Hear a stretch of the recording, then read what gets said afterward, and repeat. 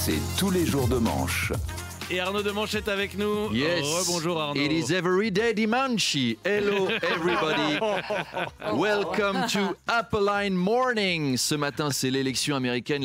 La nuit va être fiévreuse et intense. It is Fever Night ce soir. L'Amérique hésite entre deux candidats. Elle est un peu coussi-coussa, l'Amérique. It is obladi oblada, comme on dit à New York.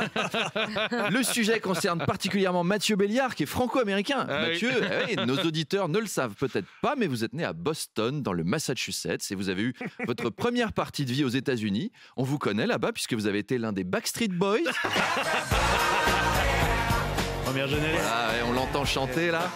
Puis vous avez fait fortune en fondant MySpace.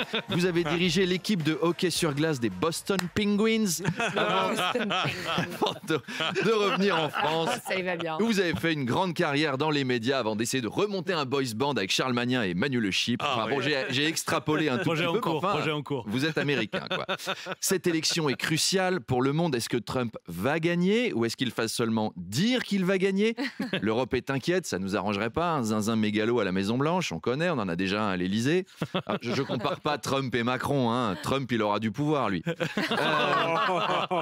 Ce soir, avec des potes, on fait un jeu. On se met devant les chaînes info et à chaque fois qu'on entendra l'Amérique est coupée en deux, et ben on boit un shot. Il va pas venir demain. Demain je viens pas. À 21h30 on aura un discours aussi cohérent que ceux de Donald Trump. En tout cas, gros dispositif sur RMC et BFM TV. On va décrocher régulièrement pour vous faire vivre la journée en live. On est né pour faire du live. We are born to be en live.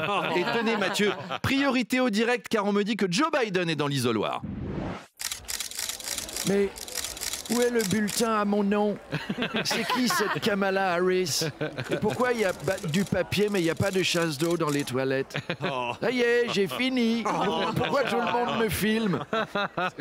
C'est atroce. Tous les yeux sont tournés vers les swing states. Absolument, les swing states. Charles, ce ne sont pas les États échangistes, ce sont les États indécis. L'élection... J'avais un doute. Les swinger states. L'élection peut basculer juste à cause de certains comtés en Pennsylvanie. C'est un peu comme si en France, toute la présidentielle dépendait uniquement de Saint-Jean-Pied-de-Port. Ce serait très curieux, mais c'est comme ça. Alors, les deux candidats ont dépensé 2,5 milliards de dollars à eux deux, ce qui serait pas possible encore une fois en France. Non. Kadhafi n'aurait jamais eu assez d'argent pour financer la campagne de Sarko à ce tarif. Donald Trump qui affuble Kamala Harris du surnom de camarade Kamala. Il la traite de gauchiste radicalisée. Alors, il faut savoir que de gauche aux États-Unis, c'est pas pareil que chez nous. Hein. Pour lui, Kamala Harris, c'est un mélange entre Staline, Mélenchon et toute la rédaction de France Inter.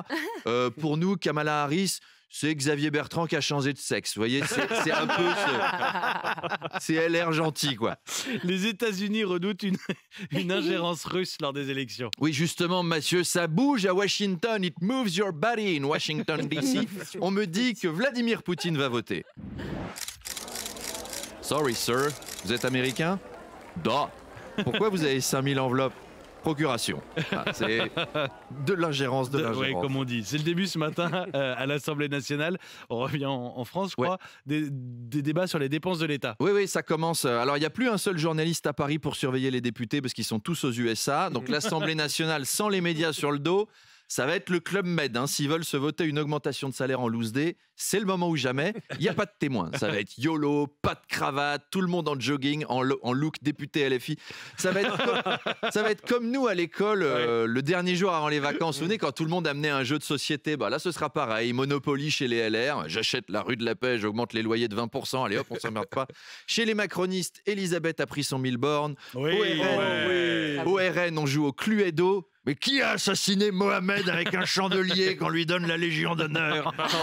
Alors, à propos du budget, Catherine Vautrin, la ministre du partenariat avec les territoires, a été ferme dans Le Parisien ce week-end. Pas de retour de la taxe d'habitation. Mais, attention, il y a un mais, attention, elle n'exclut pas, je cite, une participation au fait de vivre dans une commune. Donc, rien à voir avec la taxe d'habitation, évidemment. C'est juste une cotisation pécuniaire sur l'occupation du territoire administratif de la commune où on habite. Rien à voir.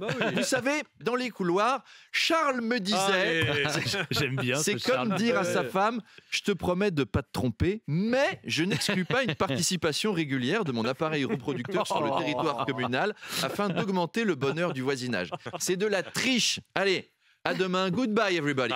Demanche pirate, le face-à-face. Exactement. Bonjour Arnaud Demanche. Bonjour. Dans le face-à-face tout à l'heure à 8h30 sur RMC et BFM TV, Mélissa Bell, la correspondante de la chaîne américaine CNN à Paris face à Nella Latrousse. Ah oui, ça vous dit quelque chose, hein, ça, Mathieu. Bah, c'est normal. On a prêté Apolline of RMC aux Américains. Ils peuvent bien nous prêter Mélissa of CNN. C'est donnant-donnant. C'est win-win. Alors, ce matin, toute la presse titre « Toute l'Amérique retient son souffle ». Et alors, c'est une image. Hein. Les gens ne retiennent pas vraiment leur souffle. Ils ne sont pas là en attendant de connaître le résultat. En plus, ça va être long. On sera pas... Apolline, vous êtes avec un électeur à New York. On l'écoute. Voilà, c'est très bizarre. Mais évidemment, Mélissa est là pour nous aider à comprendre l'élection américaine. Mélissa Bell, jingle. Jingle bells, jingle C'est le jingle bell. Alors, on va analyser les tendances. Il fallait la faire. Elle est faite. Elle est pour Manu Le Chypre. On va analyser les tendances état par état, surtout avec le système des grands électeurs. Là, c'est comme l'Eurovision. Vous savez, Moldavie, 5 points. Et ben là, c'est pareil. Ohio, 12 big electors. California. Et voilà. En général, le candidat qui remporte le vote populaire dans un État remporte aussi la totalité de ses grands électeurs. Donc on peut gagner le vote populaire, mais perdre quand même l'élection. C'est comme la gauche en France. Et c'est pour ça que tous les journalistes français s'intéressent aujourd'hui à la 4e circonscription du nord-ouest de l'Iowa ou au découpage électoral du sud-est du Colorado. Et on notera que la réciproque n'est pas vraie. Hein, quand Emmanuel Macron a dissous l'Assemblée nationale, sur CNN, ils n'ont pas fait « Good evening on CNN, ladies and gentlemen, and right now we go on the 7e circonscription of the Loir-et-Cher. What is going on in Lamotte-Beuvron? Is it Jacques Petitpied from LFI or Jack Blux from LR? But no, Oprah Winfrey is live from les Ardennes. Oprah, get me out of here! Sortez-moi de le ici. There's a bizarre man with a camionnette blanche and big lunettes. Madame, tu veux venir faire un tour dans la forêt avec moi dans le camion? Allez, rendez-vous avec Mélissa Bell à 8h30 pour tout comprendre. Et envoyez Arnaud à New York aussi, s'il vous plaît. Ou dans les Ardennes. Envoyez-moi à New York.